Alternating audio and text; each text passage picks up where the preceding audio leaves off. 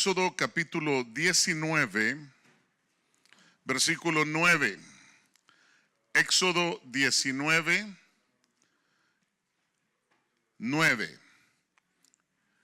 Y dice la escritura: y el Señor dijo a Moisés: he aquí, vendré a ti en una densa nube, para que el pueblo oiga cuando yo hable contigo, y también te crean para siempre. Entonces Moisés comunicó al pueblo las palabras del Señor. Verso 10. El Señor dijo también a Moisés: ve al pueblo y conságralos hoy y mañana, y que laven sus vestidos. Verso 11 dice: y que estén preparados para el tercer día, porque el tercer día el Señor descenderá a la vista de todo el pueblo sobre el monte Sinaí. Verso 16. Y aconteció que al tercer día, cuando llegó la mañana, hubo truenos y relámpagos y una densa nube sobre el monte y un fuerte sonido de trompeta, y tembló todo el pueblo que estaba en el campamento. Verso 18. Y todo el monte Sinaí humeaba, porque el Señor había descendido sobre él en fuego. El humo subía como el humo de un horno, y todo el monte se estremecía con violencia. Verso 19. El sonido de la trompeta aumentaba más y más. Moisés hablaba y Dios le respondía con el trueno. Amén. Gloria a Dios. Tenga la bondad de sentarse. Esto le llamamos nosotros la manifestación divina. La manifestación divina del Señor. Hubieron truenos, hubieron relámpagos, y dice que había una densa, una espesa nube sobre el monte. Una nube, hermano, densa era el emblema, o más bien, sí, el emblema, podemos decir, adecuado de una dispensación obscura y umbrosa, en comparación a la manifestación del monte de la transfiguración, donde la nube era luz. Imagínense la manifestación de Dios en el antiguo pacto, una densa nube negra. Hermano, en el nuevo pacto, la manifestación del Señor en el monte de la transfiguración, la nube era de luz, una nube de luz. Quiero que vaya conmigo, por favor, a Mateo capítulo 17. Vamos al libro de Mateo, capítulo número 17. Cuando lo tenga, dice amén. Ahí en el capítulo número 17 vamos a tomar el verso número 5. Verso 5. Y dice la escritura: mientras estaba aún hablando, he aquí una nube luminosa, una nube que era de luz, dice, los cubrió. Y una voz salió de la nube diciendo: este es mi Hijo amado, en quien me he complacido, a él oíd. Gloria a Dios. A ver si me ponen el micrófono, el otro micrófono, por favor. ¿No hay nadie ahí arriba? Gracias, Jesús. Thank you, Lord. Bueno, aquí está, nos quedamos con este, no hay problema. Gloria a Dios. Ahí está, hijo. Si lo ponemos bien, por favor. Es que me gusta estar hands free, hermano, cuando estoy predicando, especialmente cuando estamos enseñando, ¿verdad? Y entonces dice la escritura, si lo arreglamos un poquito ahí, hijo, por favor, el sonido. Dice voy a leer el verso 1, porque ahí va el hermano Carlos, hijo. Gracias, Señor.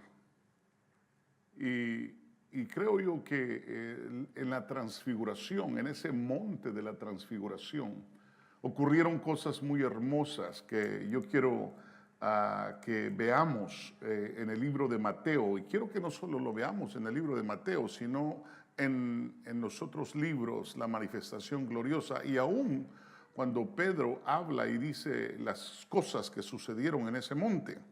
Y entonces dice la Escritura, porque fíjese que ahí estaba Moisés y Elías también.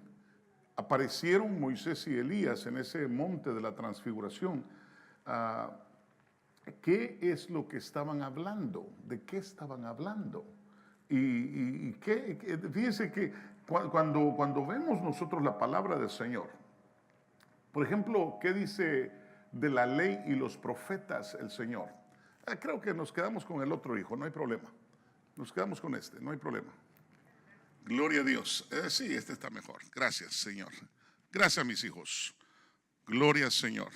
Y entonces yo creo con todo mi corazón que aquí ocurrieron cosas, hermano, porque ahí estaba Moisés y Elías, decíamos, y ellos hablaban y también lo que decía la ley y los profetas, estaba presenciando el pueblo lo que estaba sucediendo, porque Dios quiso traer a Moisés y traer a Elías como una representación de la ley que le fue dada a Moisés, y también Elías, quien era el profeta, porque la Biblia dice que nosotros tenemos que escuchar a la palabra, a los apóstoles y a los profetas.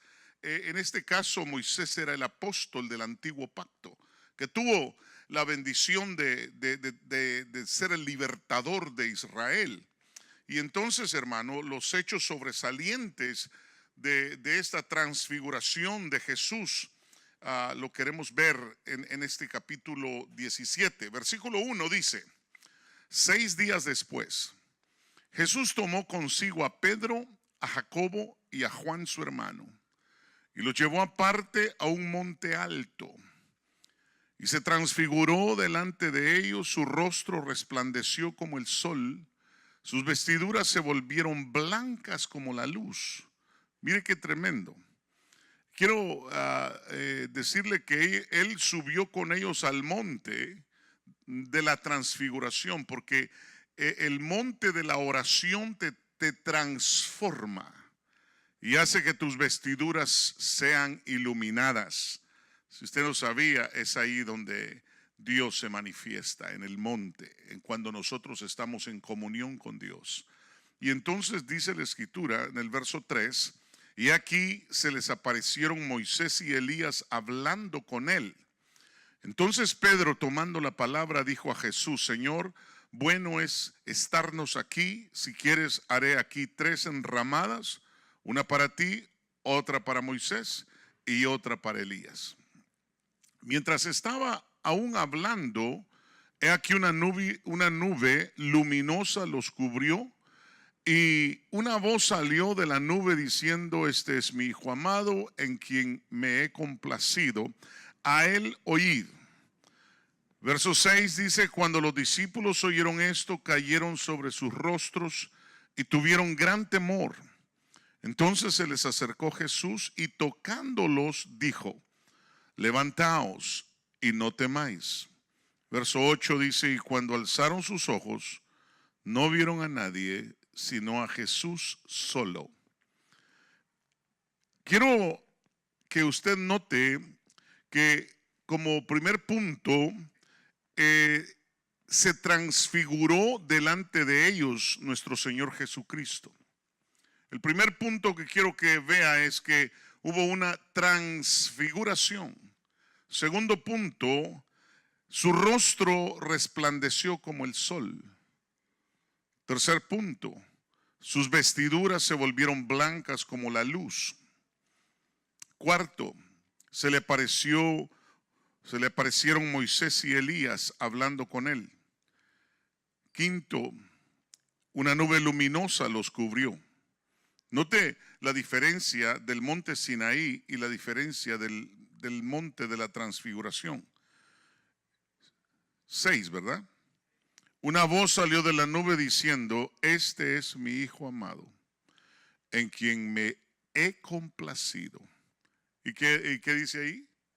A él oíd. Nosotros cuando vemos esto, siempre hemos enseñado que Dios, nuestro Padre Dios, cuando estaba en el Jordán, mi Señor Jesús, y Él obedece a ir al bautismo del arrepentimiento de pecados. Mire qué tremendo. El que no tenía pecado, ningún pecado en él, va porque Él quiere ser aquel que no solamente con su boca iba a anunciar las virtudes del Padre que le estaba enviando a hacer lo que Él quería que hiciera, pagar el precio y retornar a cada uno de los que habíamos, hermano, perdido la salvación, la gloria de Dios, porque dice la Escritura que estábamos fuera de la gloria de Dios.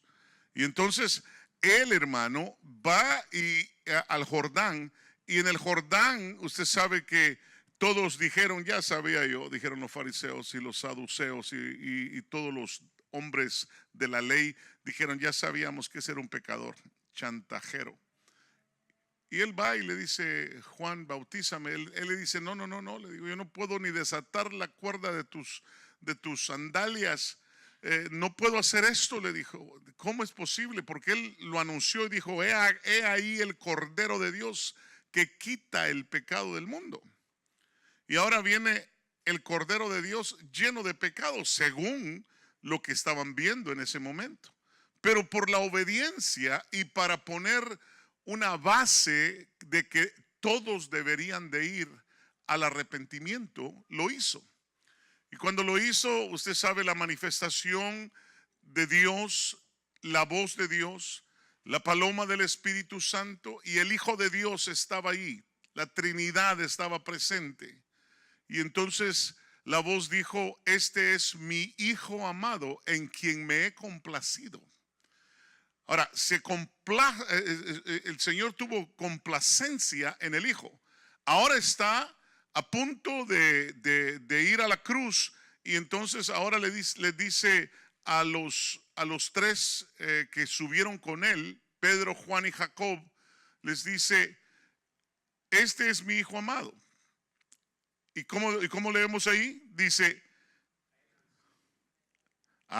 pero mire qué tremendo. Dice, este es mi Hijo amado, versículo 5, en quien me he complacido, a él oíd.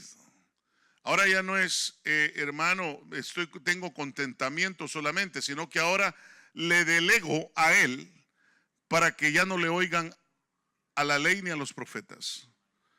Cambio, estaba trasladando la ley a la gracia, lleno de gracia, lleno de verdad. ¿Cómo fue que dijo Juan? Mejor leámoslo, capítulo 1 de Juan. Leamos a ver qué dice. Dice que estaba lleno de gracia. Capítulo 1 del Evangelio de San Juan. Y mire lo que dice. Vamos a leer del verso 4, dice, en él estaba la vida y la vida era la luz de los hombres. Y dice,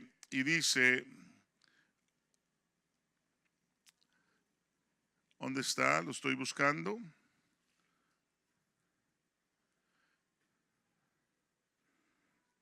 Y dice, verso 14, y el Verbo se hizo carne y habitó entre nosotros, y vimos su gloria, gloria como la del único en su género, del Padre, lleno de gracia, ¿y qué dice? Y de verdad. Entonces, la llenura del Señor estaba lleno de gracia y lleno de verdad. Y entonces, hermano, es importante que nosotros veamos lo que Dios hace con nuestro Señor Jesucristo. Y entonces, él, hermano, cuando habla de que Él se hizo carne y habitó entre nosotros, y vimos su gloria, y vimos que Él estaba lleno de gracia y de verdad. Y dice que Juan da testimonio, hermano, de Él, clamando, este era del que yo decía, el que viene después de mí es antes de mí, porque era primero que yo. Y entonces dice, pues de su plenitud, diga conmigo, plenitud. ¿Qué es plenitud? Abundancia, ¿está bien? ¿Qué es plenitud? Plenitud es que en él estaba la Trinidad. El que me ha visto a mí ha visto al Padre. Amén. Él era el ungido, por lo tanto en él estaba la unción total. Eso quiere decir que en él estaba la gracia, la verdad, estaba el Espíritu de Dios, hermano, la unción fresca, y en él estaba el Padre. En él habitaba toda la plenitud de la Trinidad, del Dios Trino. Y entonces, hermano, es lindo cuando nosotros vemos esto. La manifestación de Dios ahora ya no es en una densa nube como lo fue en el Sinaí. Ahora, hermano, es una nube, pero una nube de luz. Y Dios quiere, hermano, que nosotros entendamos que ese Cristo de la gloria venía a rescatarnos a nosotros. Y lo hizo, de hecho nos rescató. Pero cuando vemos a la luz de la palabra, el poder de la sangre es algo, hermano, fuera de serie. La sangre es tan poderosa. Mire, hermano, la sangre tiene tanto poder y nosotros estamos totalmente cubiertos con la sangre de Cristo. Un aplauso al Señor. Esa sangre es poderosa. Esa sangre, hermano, solamente cree, dice la Escritura, y te será hecho. Esa sangre es poderosa. Esa sangre tiene una virtud. La virtud de la sangre, hermano, no tiene nada que ver con la razón. No tiene nada que ver con lo que está pasando. No tiene nada que ver con los acontecimientos que están ocurriendo en mi cuerpo. No tiene nada que ver con los acontecimientos que están pasando fuera de mi cuerpo. Pero tiene todo que ver con que yo tengo que creer en ese poder de la sangre y recibo el milagro y recibo la bendición. Bendito sea el nombre del Señor. Esa sangre tiene poder. Esa sangre es poderosa. Mire, hermano, cuando nosotros nos enfrentamos a ver lo que el Señor, hermano, le enseña al pueblo, Él quería que ellos vieran el cordero inmolado en Egipto, hermano, solo era una sombra de lo que habría de venir. Los cubrió del destructor, del ángel destructor que vino a destruir todo primogénito de Egipto, desde el hombre hasta el animal, hermano, todo lo destruyó. Pero a ellos no les pasó nada, a ninguno de los primogénitos de ellos. ¿Por qué? Porque creyeron en el poder de la sangre de un cordero sin mancha. Mire qué tremendo. Pero se lo tuvieron que comer. A ver, diga que está a su lado, ¿te estás comiendo a Cristo? Por favor, pregúntele, ¿te estás comiendo a Cristo? Porque lo que va a hacer que esta sangre funcione es que te comas, hermano, te lo comas a Él. El que me come a mí, come mi carne y bebe mi sangre, dijo el Señor. Oh, bendito sea el nombre del Señor. Tenemos que comernos al cordero. No tenemos que dejar nada del cordero. La sangre es poderosa. Y esa sangre está activa, hermano. Nada te puede ocurrir. Si la sangre está sobre tu vida, hermano, nada te puede pasar. La salvación la tienes asegurada por la sangre. Amén. Mire, hermano, yo no puedo decir, ay, es que pecó y se va a ir al infierno. Es que anda mal y se va a ir al infierno. No. Lo van a corregir, pero no se va al infierno. Porque esa sangre es poderosa para salvarlo. Esa sangre es poderosa para levantarlo. Esa sangre es poderosa para finalizar la obra que Él hizo. Esa sangre es tan preciosa, hermano, que no puede nadie contra ella. Ninguna persona, ningún predicador, ningún pastor, ningún ministro del evangelio puede decir, te vas a perder. No puede. Porque el principio de la sangre es que estás seguro en Dios. La seguridad que la sangre vino sobre tu vida. Pedro estaba, hermano, ahí en medio de los que habían arrestado al Señor. Vino una sirvienta y le dijo, oh, ese es uno de ellos. Y Pedro dijo, no, ni lo conozco. ¿Se acuerda?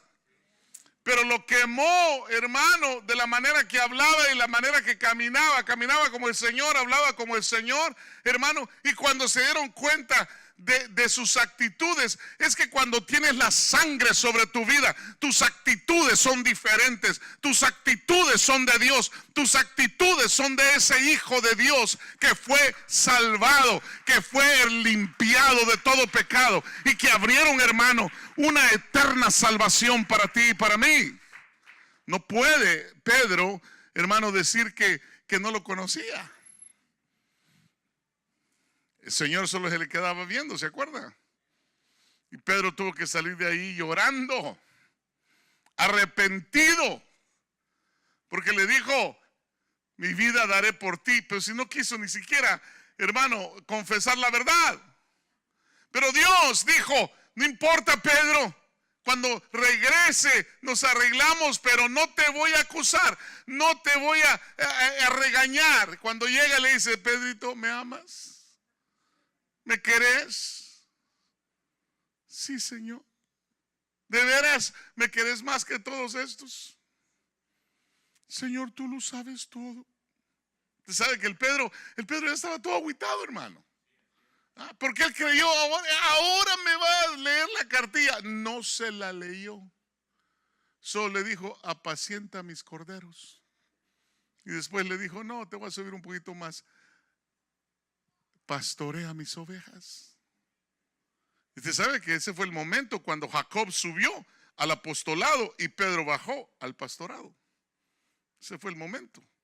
Pero nunca lo despreció, porque sabía el Señor que en este cuerpo tenemos problemas, hermano, de debilidades, y Él nunca te va a acusar. Eso sí, vas a perder galardones. Lo único que vas a perder son galardones en Dios. Y si usted me pregunta a mí, yo no quiero perder ninguno, hermano.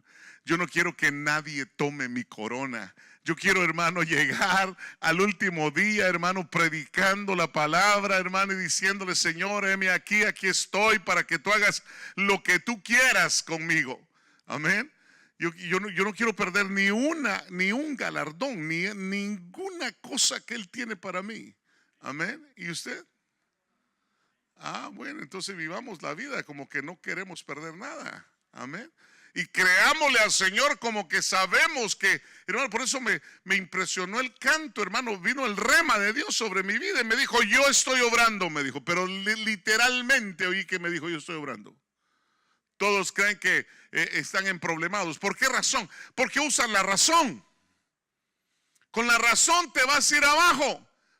Pero con la fe es la certeza de creer que lo que no ves ya está hecho. Un aplauso al Señor. Bendito sea su santo nombre. Y entonces, el Evangelio de San Marcos, vamos al Evangelio de San Marcos, en el capítulo número 9, vaya conmigo, San Marcos 9.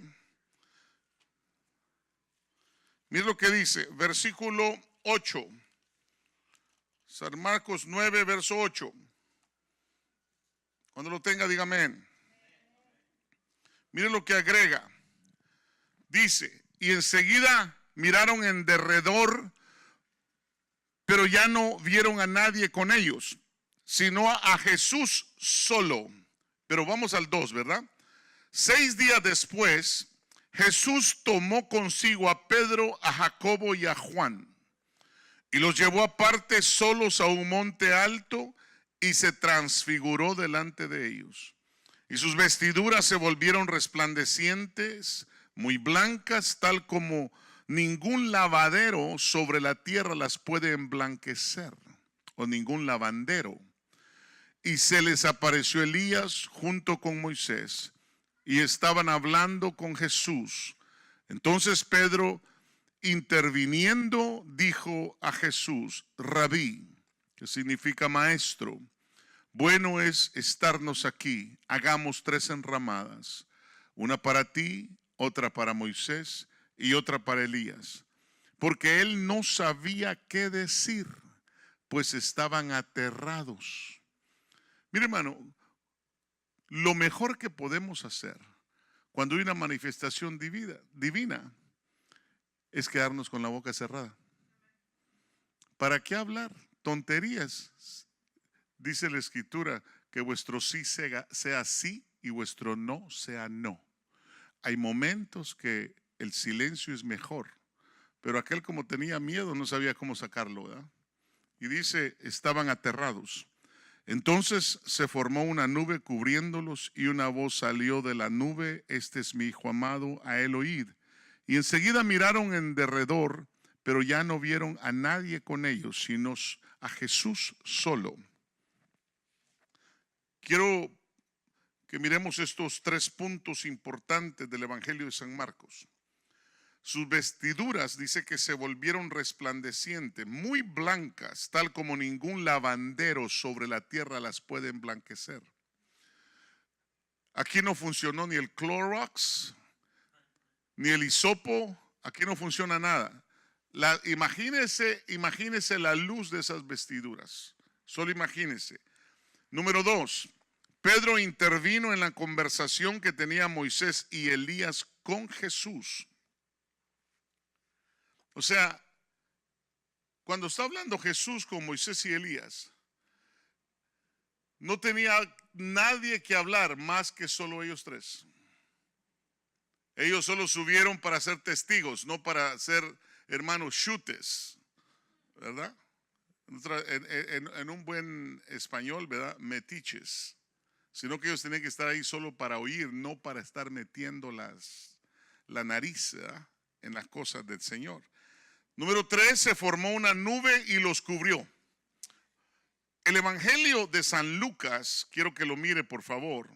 El Evangelio de San Lucas, capítulo 9, versículo 28. Quiero ver otras cosas importantes. Capítulo 9 y versículo 28. Miren lo que dice. Y como 8 días después de estas palabras, Jesús tomó consigo a Pedro, a Juan y a Jacobo y subió al monte ¿a qué? Entonces quiere decir que iban a la oración. A ver, dígale al que está a su lado, ¿tienes esa costumbre de orar? ¿Tienes la costumbre de ir al monte a orar? Porque ese es el punto, ellos iban a orar. Aquí ya se mira otra perspectiva de la palabra del Señor. Y dice, mientras oraba, la apariencia de su rostro se hizo otra y su ropa se hizo blanca y resplandeciente. Y aquí 2 hombres hablaban con él, diga conmigo, hablaban con él. Moisés, los cuales eran Moisés y Elías, quienes apareciendo en gloria hablaban de la partida de Jesús. ¿De qué estaban hablando? Estaban preparando el viaje. Aquí estaban preparando el viaje. Y dice, hablaban de la partida de Jesús, que él estaba a punto de cumplir en Jerusalén. Verso 32 dice, Pedro y sus compañeros habían sido vencidos por el sueño. Todo el tiempo. Pero cuando estuvieron bien despiertos, vieron la gloria de Jesús y a los 2 varones que estaban con él. ¿Qué será que siempre que hay oración, para empezar, el pueblo no viene porque sabe que a dormir se va a venir? ¿Verdad que sí? Pero ¿por qué se duermen? Nomás empieza uno a orar, hermano, y los más espirituales duramos 5 minutos en la oración. ¿Por qué será? Porque no hay, hermano, una práctica de subir al monte. Cuando uno practica una cosa, llega el momento donde uno, hermano, se da cuenta de las de los beneficios de la oración. Y cuando uno se da cuenta de los beneficios de la oración, entonces la situación, hermano, se pone bonita, porque uno dice, si voy a ver al Señor, si Él me va a cambiar mi rostro, hermano, todo cenizo en rostro de luz, pues entrémosle. Amén. El problema es que por eso no le entramos, hermano, porque si usted mira, hermano, nosotros solo, voltea a su hermano, por favor, voltea a verlo. Voltea a verlo. Voltéese y dígale, híjole, hermano, te miras con una densa oscuridad, dígale. Aleluya. ¿Qué dijo usted? Me va a decir el pastor que lo vea la luz que hay en él, hermano. Aleluya. Gloria al Señor. Y entonces, hermano, dice la Escritura. Y sucedió, dice el versículo 33, que al retirarse ellos de él, Pedro dijo a Jesús, Maestro, bueno es que estemos aquí, hagamos 3 enramadas, una para ti, otra para Moisés y otra para Elías, no sabiendo lo que decía. Verso 34 dice, entonces, mientras él decía esto, se formó una nube que los cubrió y tuvieron temor al entrar en la nube. Mire, hermano, hay gente que tiene temor cuando está la nube de Dios en medio nuestro, y es cuando más deben de no razonar. Es que el problema es el razonamiento. Las cosas de Dios no se razonan, solo se disfrutan. Y en el deleite va a venir la bendición y el milagro. Y entonces dice la Escritura, y una voz salió de la nube que decía, este es mi hijo, mi escogido, a él oíd. Después que la voz se oyó, Jesús fue hallado solo, ellos se lo callaron y por aquellos días no contaron a nadie nada de lo que habían visto. Por aquellos días no contaron nada. Entonces, ¿cómo Lucas se dio cuenta? Es que ese es el problema, ¿verdad? Somos muy comunicativos. El Evangelio de San Lucas tiene, hermano, 6 cosas que yo quiero agregar a esta nube de luz. La subida al monte era para orar. Es lo primero que se ve. Número 2, mientras oraba, la apariencia de su rostro se hizo otra y su ropa se hizo blanca y resplandeciente. Número 3, Moisés y Elías, apareciendo en gloria, hablaban de la partida de Jesús, que él estaba a punto de cumplir en Jerusalén. Entonces, lo que ellos hablaban era de la partida del Señor. Y el Pedro, como le repito, estaba ahí metiéndose en lo que no le importaba a él. Y entonces dice el punto número 4. Los discípulos bien despiertos vieron la gloria de Jesús. Número 5, dice que al retirarse Moisés y Elías de Jesús, intervino Pedro. Entonces se formó una nube que los cubrió y tuvieron temor al entrar en la nube. Y número 6, la voz de Dios salió de la nube. Es importante estos puntos de agregación. El apóstol Pedro, hermano, en una de sus cartas agrega más datos de lo que pasó en ese monte. Segunda de Pedro 1, 16, 17 y 18. Vaya conmigo, por favor, a Segunda de Pedro, capítulo 1, versículo 16. Dice, porque cuando os dimos a conocer el poder y la venida de nuestro Señor Jesucristo, no seguimos fábulas ingeniosamente inventadas, sino que fuimos testigos oculares de su majestad. Mire lo que está diciendo Pedro. Fuimos testigos oculares de su majestad.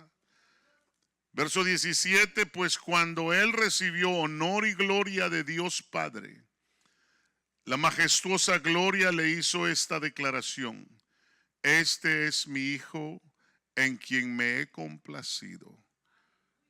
Note que el monte de la transfiguración le podemos llamar el monte de la graduación de nuestro Señor Jesús. Ahí se graduó. Ahí fue donde le dieron toda autoridad para que a Él oyeran solamente. Amén.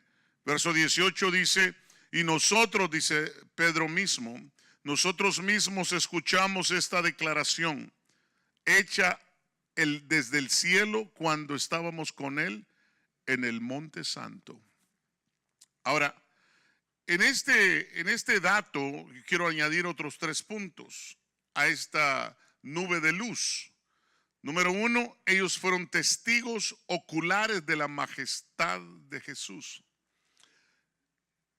En otras palabras, la luz de las vestiduras de nuestro Señor. Inmediatamente dice la palabra de Dios que el velo se rasgó. Cuando dice que el velo se rasgó, fue su cuerpo y salió el Cristo de la gloria de su cuerpo. Esa fue la luz que resplandeciente que vieron Pedro, Jacobo y Juan. La nube de gloria fue cuando Él salió del cuerpo, solo para que ellos vieran, hermano, lo que dice Pedro. Pedro dice que ellos vieron, hermano, la majestad de gloria de nuestro Señor Jesucristo.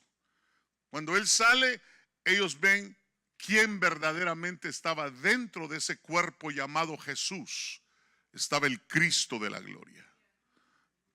El mismo Cristo que mora dentro de ti y dentro de mí. Y que ese Cristo puede resplandecer de la misma manera dentro de tu ser y hacer que todo tu ser sea como una luz resplandeciente, no de 100 watts, sino de 1 billón de watts, hermano. Por eso dice que cuando Él exalta a alguien como a Esteban, Esteban fue exaltado de tal manera que la luz de Cristo resplandeció en su rostro y aquellos empezaron a ver la llenura del Espíritu. La llenura del Espíritu se puede ver. Cuando resplandece el rostro se puede ver. Solo que los demás te quieren apedrear.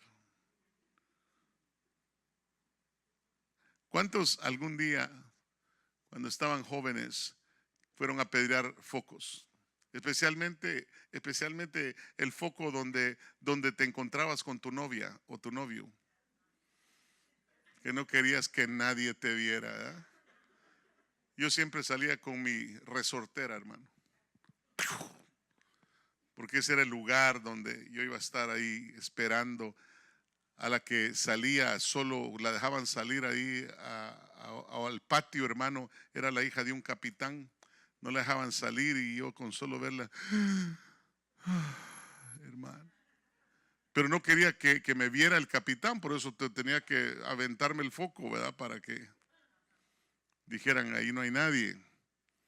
Muchas veces, hermano, la luz que resplandece, ¿acaso no dijo Jesús, vosotros sois la luz de este mundo? Brillad pues, dijo el Señor. Tenemos que brillar, pero la única manera de brillar es cuando el Cristo de la gloria, hermano, sale dentro de nosotros. Cuando nosotros le agradamos al Padre. Y entonces inmediatamente, porque la voz de Dios fue, este es mi Hijo amado, en cual tengo contentamiento. A Él oíd. En otras palabras, nosotros podemos decir, a Él ved cómo camina, cómo se conduce. El problema es que como no somos, hermano, obedientes a esta oración, a este monte de oración, ¿qué es lo que está pasando? Que en vez de dar luz, hermano, necesitamos luz.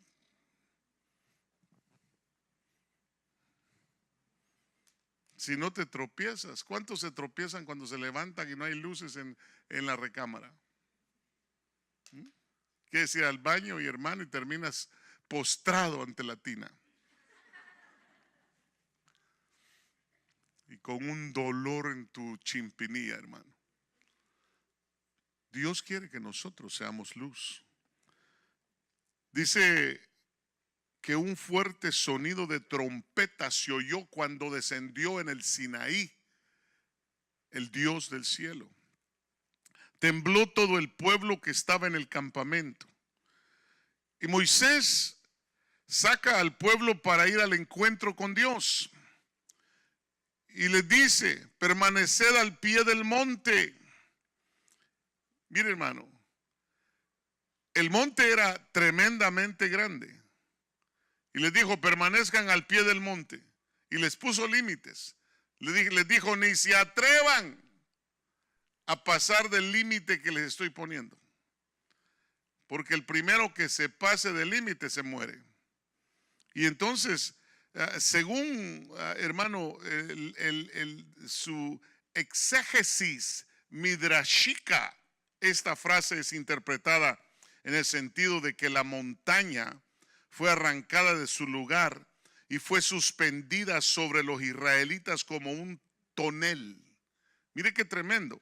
Ese es el simple sentido de la frase. Cuando vamos nosotros a ver, hermano, lo que dicen los judíos, los rabinos, los maestros en la palabra, hermano, dice según este exégesis midrashica, dice que la montaña fue arrancada de su lugar y fue suspendida sobre los israelitas como un tonel. Y con el propósito de forzarlos a aceptar la Torah, o sea, la ley, o de lo contrario, oiga esto, Dios les dejaría caer encima la montaña. Mire qué tremendo. Esta interpretación se basa en el hecho de que el vínculo, utilizar la expresión que literalmente quiere decir debajo de la montaña.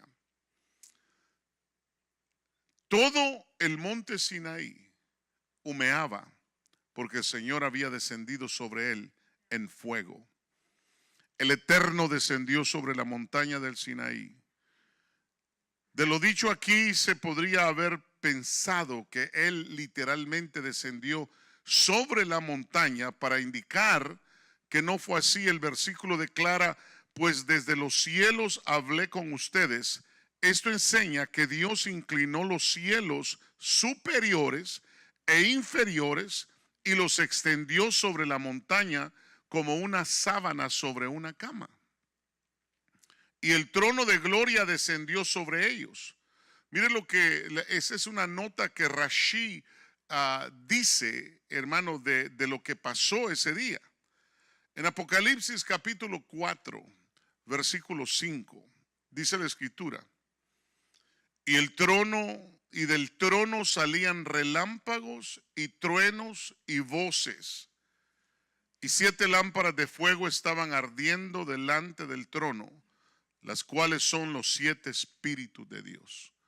Mire qué tremendo. Y esto está en letras rojas, ¿verdad? Como para que digan, esto lo dijo Jesús, ¿verdad? Como que Jesús no fuera el verbo de vida. Por eso no me gustan las letras rojas a mí. Si todo es Jesús, hermano.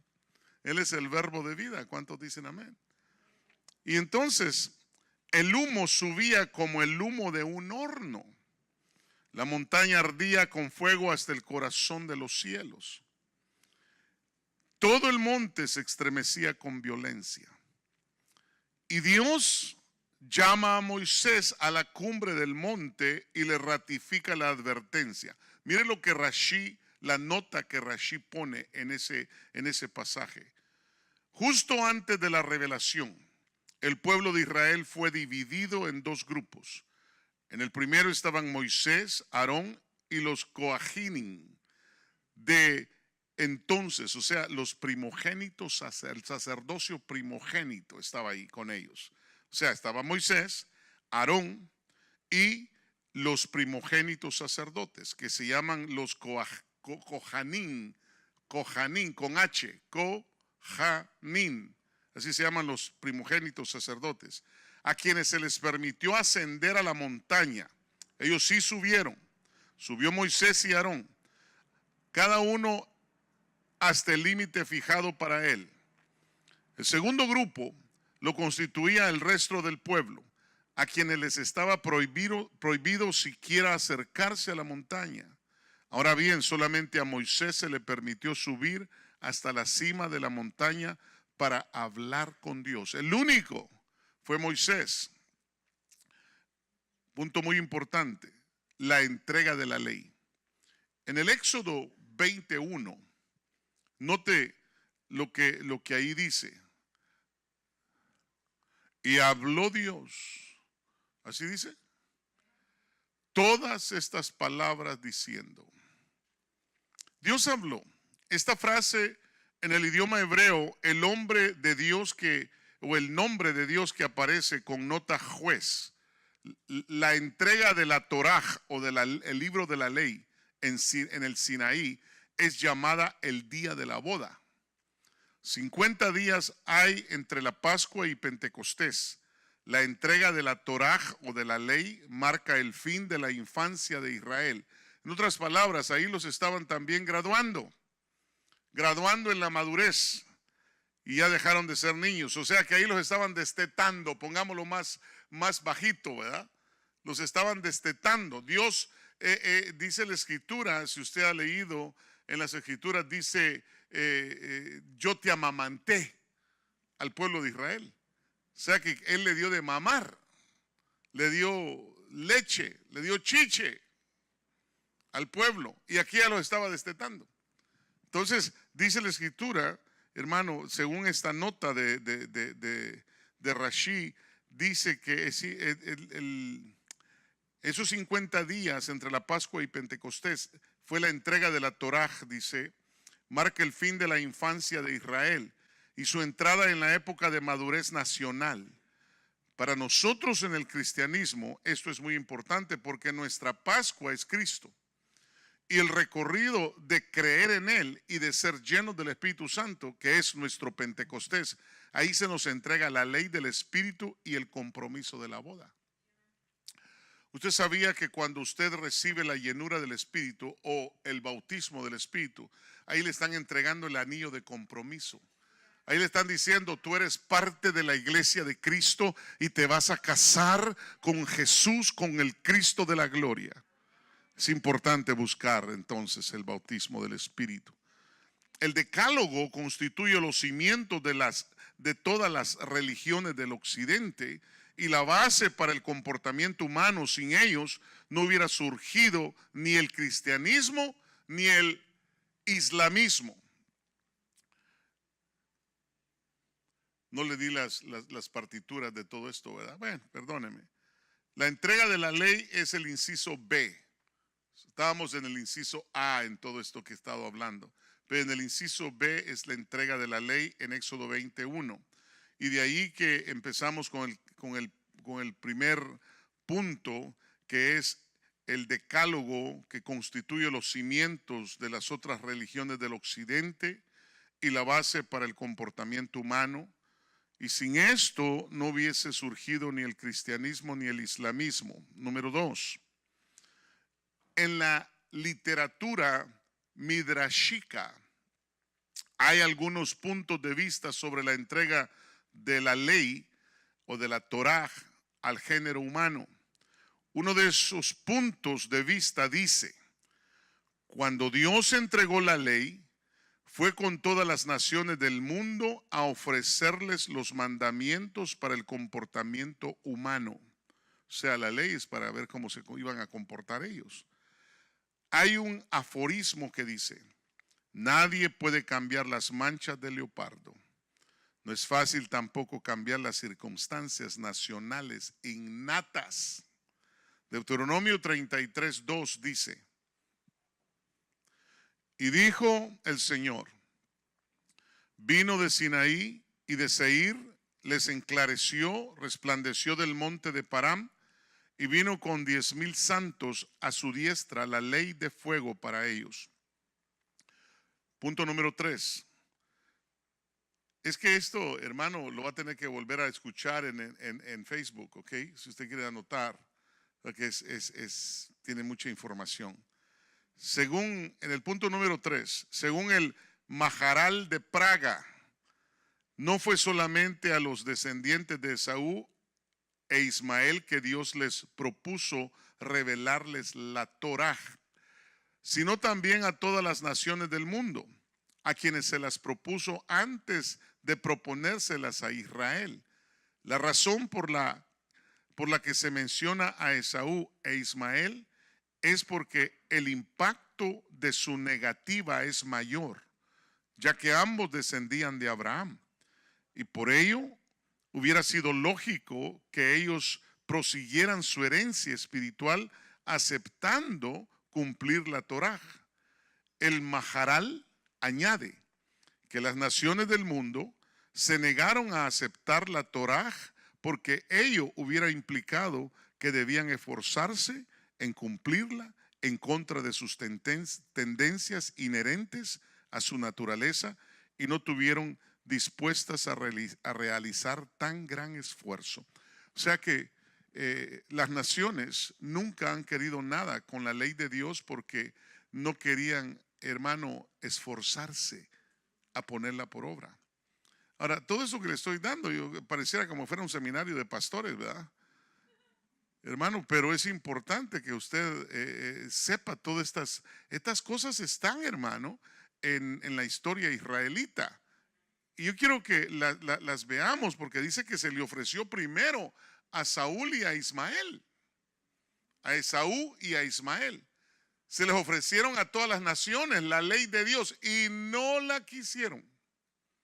O sea que eso de que a lo suyo vino y lo suyo no lo recibieron, ya había sucedido en el antiguo pacto. O sea que ahora se estaba volviendo a ver ya en lo literal, en el original, que es en la gracia de Dios en el nuevo pacto de sangre, ya se volvía a ver de que ellos no lo iban a recibir al Señor.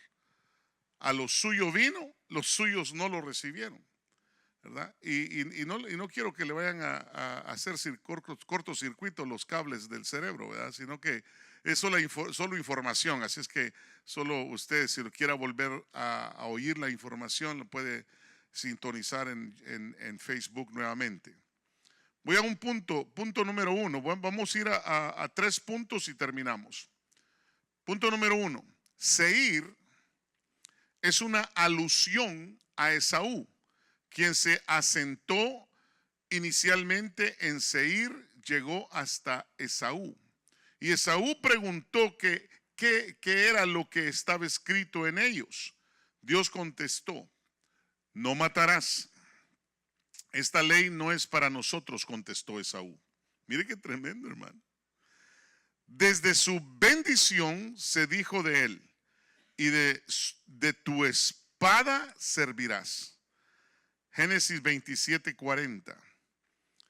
Esta era la actitud que había nutrido y creado para sí frente a la vida. Esaú no estaba preparado para someterse a un cambio de actitud como lo requería la ley. Leamos lo que dice: por tu espada vivirás y a tu hermano servirás. Mas acontecerá que cuando te impacientes arrancarás su yugo de la cerviz. Quiero hacer un paréntesis en esto, porque el pacto de sangre que tenemos es poderoso. Y quiero decirle algo. Dicen los señores de las universidades y dicen que para tener dinero tenemos que prepararnos, tenemos que estudiar mucho, tenemos que esforzarnos para poder llegar a hacer algo en la vida. Pero fíjese que el nuevo pacto no dice eso. El nuevo pacto dice que si tú crees, hermano, si tú crees, tú vas a tener todo lo que quieras. Dice la Escritura, dice que si tú, hermano, dice que si tú tienes la mirada hacia arriba, ¿ok? De donde viene tu socorro. Dice la Escritura que si buscas primero al Rey del reino y buscas hacer lo justo, que es su justicia, todo lo demás te lo añadirán. Dígale que está a su lado. O sea que no necesita. ¿Por qué cree usted que Pedro tenía, hermano, tenía feria hasta decir ya no? Bueno, pregúnteme, ¿cómo sabe eso, pastor? Fácil. Vaya al Vaticano. Toda la feria de Pedro y de los apóstoles está en el Vaticano. Hermano, tienen como bueno, la cúpula de San Pedro está enchapada de oro de 24 quilates. Toda la cúpula de San Pedro. Tienen feria. O sea que Pedro, que era un hombre sin letras, era un hombre que no sabía ni leer, hermano amado, dice que su sombra sanaba a los enfermos. ¿Por qué? Porque él, hermano, aceptó el modus vivendi de Jesús. Cuando le dio la oportunidad a Jesús y le dijo, tú apacentarás mis ovejas. Pedro dijo, amén, Señor. Tú vas a pastorear mis ovejas. Amén, Señor. Él no le refutó. ¿Por qué razón? Porque le estaban dando una segunda oportunidad a Pedro. Él la tomó con humildad. Y cuando la toma, usted mira que los dos primeros mensajes del apóstol Pedro, hermano, llenan la sinagoga o el templo de Jerusalén, lo llena con 8,000 miembros. Y todos, hermano, se bautizan y todos reciben al Espíritu Santo. Y ahora Pedro camina y su sombra sana a los enfermos. Quiero decirle que él nunca necesitó ir a sacar su master degree o su high school, si ni siquiera fue a la primaria, Pedro. O sea que le quiero decir algo. Usted no necesita, para ser exitoso en la vida, no necesita tanto. Lo único que necesita es creer en el Dios vivo, es acercarse al Dios vivo, es hacer su voluntad, es caminar, hermano, como Él quiere. Y es, hermano, usted solamente tiene que dejar que Él haga lo que tiene que hacer con usted. Y usted va a ser el hombre más feliz de la vida y más rico de la época donde usted está viviendo. Tiene que ver con obediencia y hacer la voluntad de Dios. No tiene que ver con que, ay, me tengo que esforzar para hacer esto, lo otro. Esfuérzate en el Señor. Esfuérzate en servir a Dios. Esfuérzate en hacer lo que la palabra dice. Y te aseguro que vas a ser el hombre más bendecido de esta tierra. Escrito está. ¿Ok? Palabra de Dios. Aleluya. Mire, hermano, yo cuando miro esto digo yo, bueno, número 2, porque si no, no vamos a las preguntas, ¿verdad? Número 2, Dios la ofreció la ley a los pueblos de Amón y de Moab. También estos preguntaron qué era lo que había escrito en ella, y Dios contestó, no cometerás adulterio.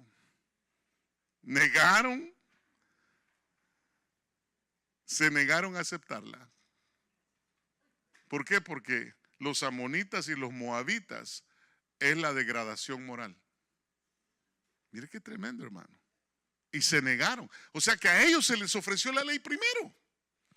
Estos pueblos eran producto de la reunión cohabitacional de padres e hijas. No podían aceptar en su propia vida una limitación referente al adulterio que constituía su característica nacional. La característica nacional de ellos era eso.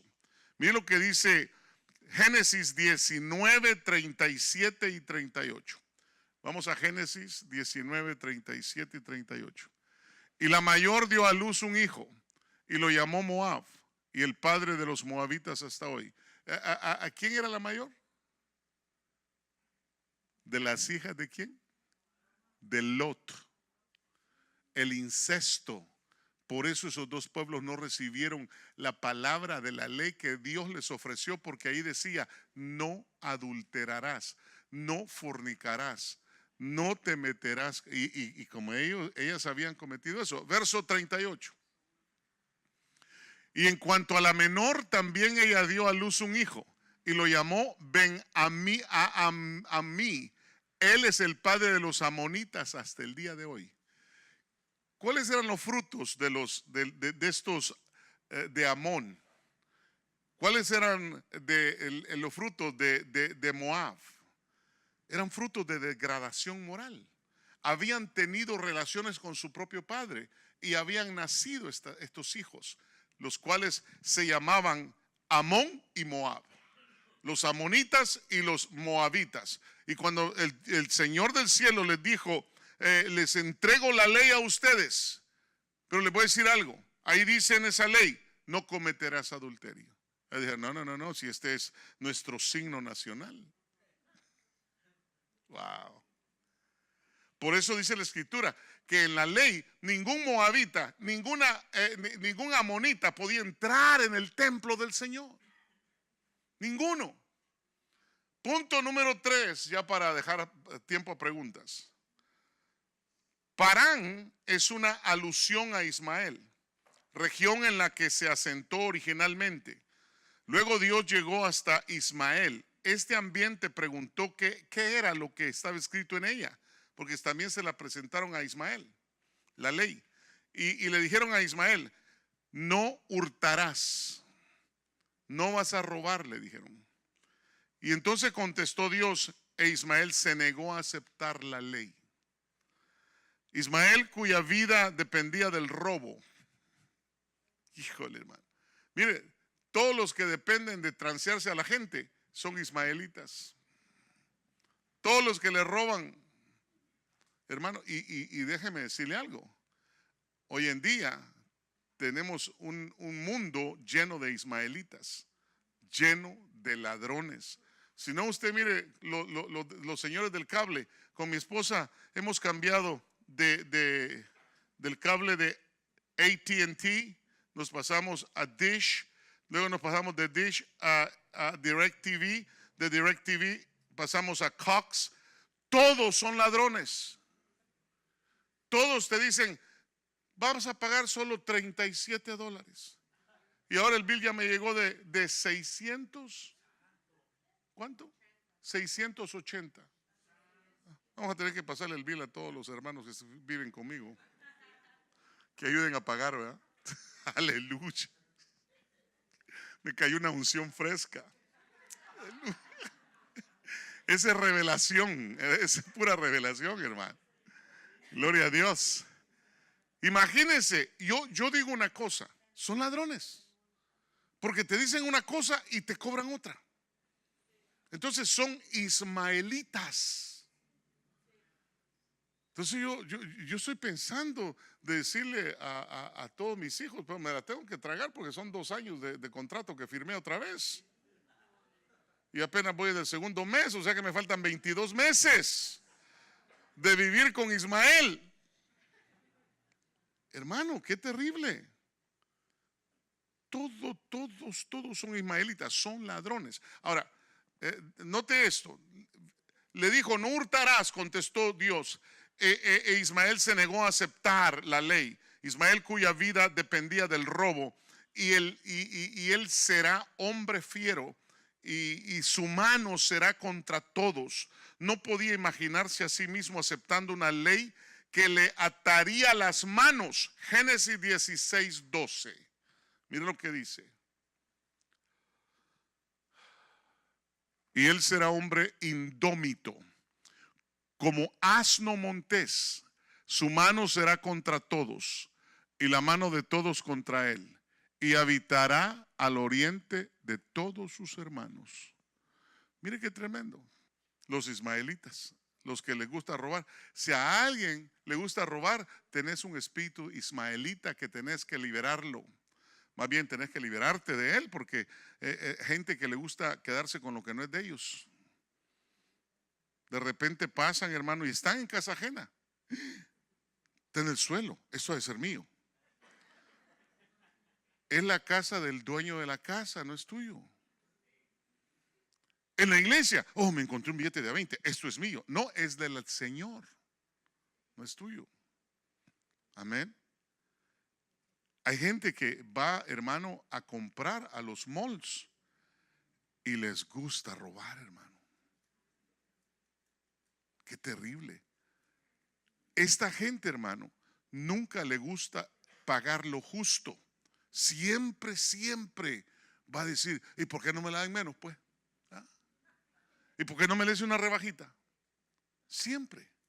nunca son justos. Siempre es un espíritu ismaelita. ¿Y para qué no decirlo? No le quieren dar el diezmo al Señor. Hasta el Señor se lo bajan. Me habéis robado, dice el Señor. Aún a todos me habéis robado. Estos son ismaelitas que han desechado la ley de Dios. Mire qué tremendo, hermano. Por eso le digo que estas cosas son importantes enseñarlas al pueblo de Dios para no caer en ellas. Hermano, qué tremendo. Pero bueno, ahí lo dejamos. Y por último llegó Dios al pueblo de Israel e Israel dijo: haremos y oiremos. Gracias por estar con nosotros. Iglesia de Cristo, Ministerio Llamada Final San Diego, te invita a nuestros servicios los días martes a las 7 p.m., viernes a las 7:30 p.m., domingo a las 9:30 a.m. y a nuestros servicios de damas cada primer sábado del mes a partir de las 10 de la mañana. En el 3535 Enterprise Street, San Diego, California 92110. ¿Necesitas oración? Llámanos al 619-757-6785. Una vez más, al 619-757-6785. Bendiciones.